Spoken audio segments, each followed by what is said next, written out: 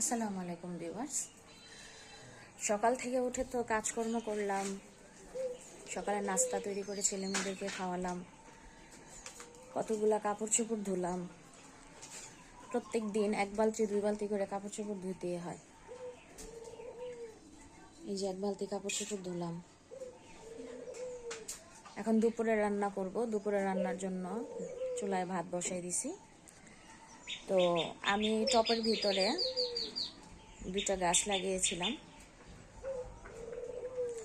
তো মাশাল্লাহ এবার একটা গাছের মধ্যে আমের বোল আসছে। তো দেখুন, এগুলা বাংলাদেশের গাছের না, এগুলা বিদেশি চারা। তো মাশাল্লাহ এক ডালের মধ্যে কতগুলা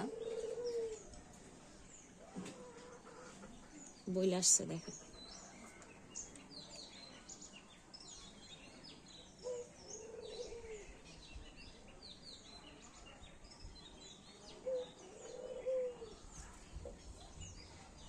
পেঁপে গাছগুলো আমি লাগিয়েছিলাম কিছুদিন আগেও, গাছ থেকে পেঁপে পেড়ে রান্না করে খেলাম। আবার নতুন করে ফুল ছাড়তেছে। যে পেঁপে গাছ, কলা গাছ, এগুলো আমি লাগিয়েছি। এগুলো সব আমি লাগিয়েছি।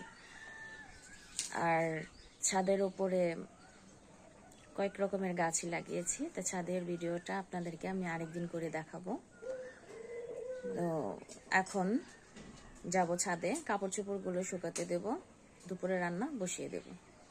আপনারা সবাই ভালো থাকবেন। আল্লাহ হাফেজ।